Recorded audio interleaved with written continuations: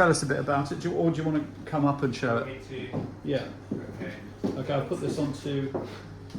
Are you going to show it on loop, by the way? 8 seconds, stop us doing No loops. So we've got It's wow, we really have to a concentrate. unique experience. Right. It's not a multiple. Thank you.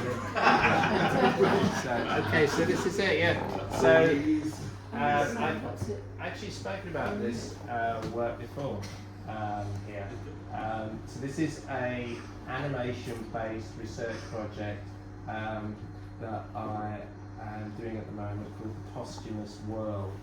And the basic idea is to create a scientifically accurate visual simulation of a human body decomposing back into the environment.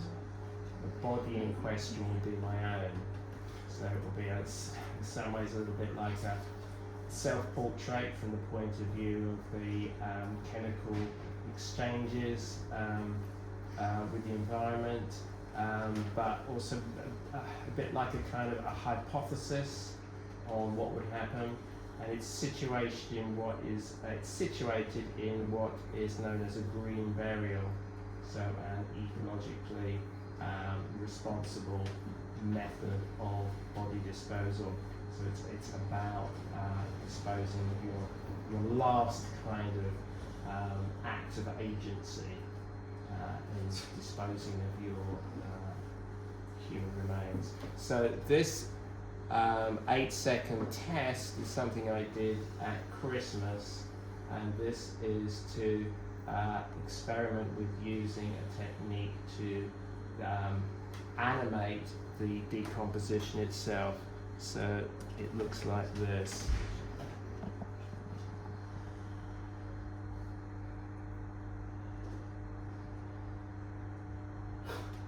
So that is models the liquefaction of human decomposition. So it is basically a melting of the soft tissues to skeletonization, which will occur over like maybe a 3-year period in this country, something like that, in a colder country. This test is highly simplified. It only uses one tissue. As you can see, there's no texturing. It's only 8 seconds long, and then the final version will be exhibited as a longer form animated piece. This may be in the form of a video installation, or maybe a VR version, or maybe an AR version in some kind of location. So the idea is to show people, create an image of the part of the death and dying process, which is usually either literally hidden, because when you're buried you are literally invisible, and also kept out of sight, particularly in more Western cultures where there tends to be a separation of the death and dying process from the corpse itself. So this research project is using this artwork to make the corpse the center of the death and dying process, to try to reorientate our thinking about this event in which what originally looks like a recognizable human being, which will literally be me, undergoes such a radical transformation and literally becomes part of the landscape. How that might change people's attitudes to death and dying, mortality, passing, relationship with the deceased, and also their funeral options, how it might change their sense of responsibility when they kind of decide, or their next of kin decides how their corpse is going to be disposed of. That there are a lot of options available, and some of them are much more environmentally friendly. So it matters what you do with your human remains. It has an impact on the environment and bringing us closer to the death and dying process from the point of view of the corpse is one way to start thinking in a much more holistic way about what we can do about that. Okay. Any Okay. questions?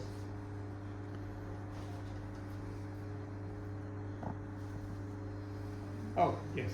What was your inspiration for it? What triggered this project? The theme of mortality, history, the body has been part of my work, has always been part of my work. So this was a kind of a part of a logical a kind of combination of many decades of work. And specifically, I had a life-threatening condition about 10 years ago, which fed into that, and also my own father died 2 years ago, and so those events have definitely fed into this, fed into what was already a very kind of central part of what I make work about. Any other questions? Yeah? Seems to be quite popular because there's lots of videos of that submarine that went to the Titanic of people sort of slowing down how the bodies are crushed and exploded. Is that a fashion, or is it more people? I'm not aware of the example that you've referred to there. It's true that I think, especially since COVID, there's been a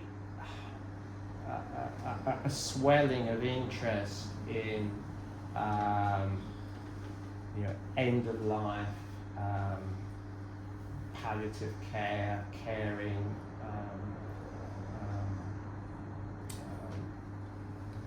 palliative care, but there hasn't been a sort of an attempt like this. So this will be the first time that this decomposition process has been fully modelled and animated on a scientific basis before. You say that you're going to base it on yourself. Yeah. So you're doing the program at the moment, and the final piece would be posthumous for yourself. Is that what you're saying? Did I, or have I misunderstood it? It's a visual simulation using my data. So this is based on a CT scan, and on Thursday afternoon I am getting a surface scan, so I can add a texture to this, and then there's all the organs and other processes involved which I haven't modelled yet. Have you seen the American prisoner's body that was sliced? Oh, the yes, the Body revealed. virtual human project. Yes, that's right. Yes. That's sort of very astonishing. If people haven't seen it, they've just sliced somebody post-mortem and scanned one section and then joined them together in a 3D model and then animated it so you can sort of peel away different levels of texture and fats or bones and everything through the body. There's been lots of artworks and research studies like that analyse the static human body like a sort of snapshot. In fact, I think there's an artist exhibiting one in London at the moment from an MRI scan of his. So there's been a lot like that, but this is kind of much more ambitious, and but no one really knows how to do it. No one really knows how to animate the decomposition process in a, shall we say, scientifically valid way, I suppose. Have you got any possible way of verifying if any of these simulations have degree of accuracy, but there's no reference material. There is a body of scientific literature, and I'm working with a team which includes forensic scientists, a forensic anthropologist, a soil biologist, 2 forensic artists, and we will work together to make sure that the visualization is in agreement with scientific knowledge as it stands, so that what it will be accountable to what you see in the animation will be scientifically accountable. So it's important that the work, I mean, it is an artwork, but it is a factually based artwork. So when people see it, they will know that what they are looking at has a sort of force of the conviction of a scientific body of knowledge behind it, I suppose, in the same way as, you know, kind of the art of photography operates, and, you know, the art of cinema as well. Although this will be a kind of a hypothesis of what will happen, of what the process will look like, but it will be presented as an artwork, so it will be kind of imaged, and the aesthetic qualities and perceptual qualities will be to some extent altered in order to make it as, I guess, as kind of sort of as evocative an experience as possible, although I don't actually know exactly I don't know in what artistic terms the final result will be. I could describe, I can't describe what the final result will be, but it will be it will be produced as an artwork based on the scientific body of knowledge. Hello. Hello. So what kind of place will it be shown in? The gallery, or what sort of, where will it be shown? Yeah, it will be shown initially in gallery spaces, exhibition spaces, maybe museum spaces, that kind of thing. I'm actually currently looking for another venue in the UK, so if anyone hears of something, please let me know. And there'll also be kind of a film version to outlive the immediate kind of the immediate period of the research The project. Welcome collections. The Welcome collection turned it down. It's not fitting their remit. Not fitting their remit of interdisciplinary approaches to health. How about the Science Museum? The Science Museum hasn't had an art department for a while, but I might. Or the I Natural don't- History Museum? Natural History Museum, I heard that they would consider it too controversial. I think when it comes to public museums, there is a sensitivity around the subject matter, but you know, there may be a museum which is more specialised, which is knows how to frame work like this. Ontario. Yeah. I just emailed them last week, in fact. Kew Gardens, because they're the soil people, aren't they? Sorry? Kew Gardens. Yeah, that's an idea, yeah. They did some stuff with Matt Collishaw stuff with flowers and stuff there recently. But they're interested in soil, certainly. Yeah. Oh, it's funny because I actually scattered my father's ashes under a tree in Kew Gardens. I'm sure that there are a lot of people that do that. A lot of ashes around Kew Gardens, I'm sure. Is it illegal? You are supposed to ask for permission, and I believe that if you ask for permission, they charge you £50, and because of that, I'm certain that no one ever asks for permission. They just do it, as we did. We sneaked Stuart's mum into Care Lachaise, but nobody would ask you. I'm sure that's how it goes. Yeah. If you know they couldn't possibly give permission there, because it'd be a mountainous heap of ashes, wouldn't it? Care Lachaise would just be a mountain of ashes if they let people do it. So we knew we were allowed. Can you say something about the background to this, you know, these vertices, these triangles? Okay, well, in this test, I was basically taking my inspiration from Wright, who I think he must have been one of the earliest people to use the kind of just plain gridded background, you know, sort of like a kind of as a sort of an analytical aid.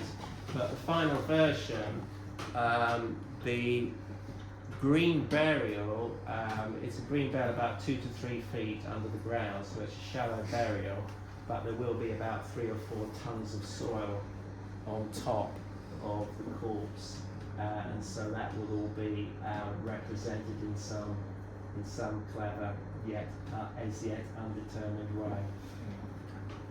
So that's what the grid, that's the brown and white pattern is a grid. Yes, that's basically the sides of the grave, which will, at some later test, be filled with soil. Yeah, so there's a lot to go. There's also the surface of the grave where plants are growing, processes like as the body decomposes, non-volatile organic compounds, gases seep through the soil, come to the surface, that attracts animals that come around and scratch. So there's different kinds of processes that will be part of the final work. So this is only a very, very small bit of it. I think that's marvellous, the way it's kind of counterintuitive. Your 8-second film has generated so much discussion. Yeah, should we show it again? Well, I wouldn't normally do this, but as it's the London Animation Club, I suppose I could make an exception.